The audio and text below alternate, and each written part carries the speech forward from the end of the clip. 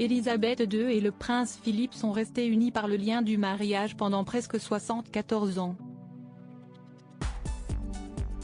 Le mariage du couple royal britannique n'a pourtant pas toujours été sous le signe du calme.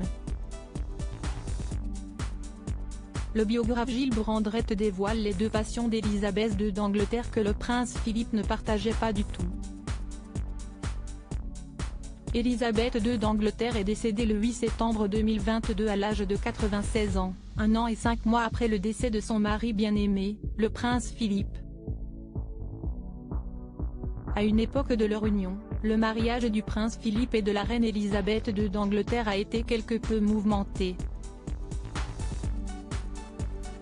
Le magazine Voici évoque les différences de personnalité entre la traditionnelle monarque et son époux plus aventurier, notamment accusé d'infidélité dans leur mariage.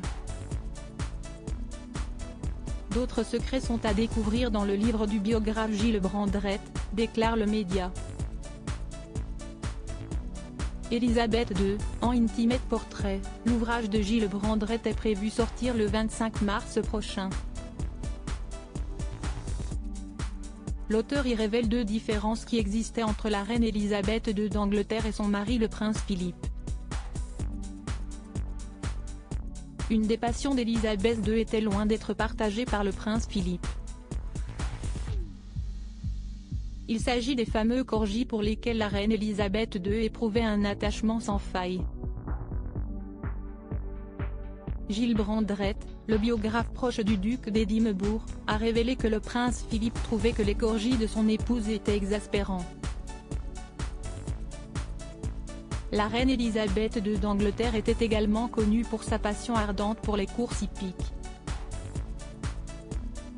Élisabeth II, le prince Philippe se contentait d'accomplir son devoir d'après le même auteur. Le prince Philippe avait hâte que la traditionnelle procession sur le champ de course se termine avant de passer en coulisses ou de rentrer immédiatement au château de Windsor. Chaque année, lors du Royal Ascot, il accomplissait son devoir en prenant place aux côtés de la reine dans sa calèche décapotée, le temps de la traditionnelle procession sur le champ de course, mais dès que celle-ci était terminée, il regagnait sans perdre un instant le château de Windsor en voiture ou disparaissait dans une pièce, au fond de la loge royale de l'hippodrome, afin d'y regarder un match de cricket à la télévision, déclare Gilles Brandrett dans son livre.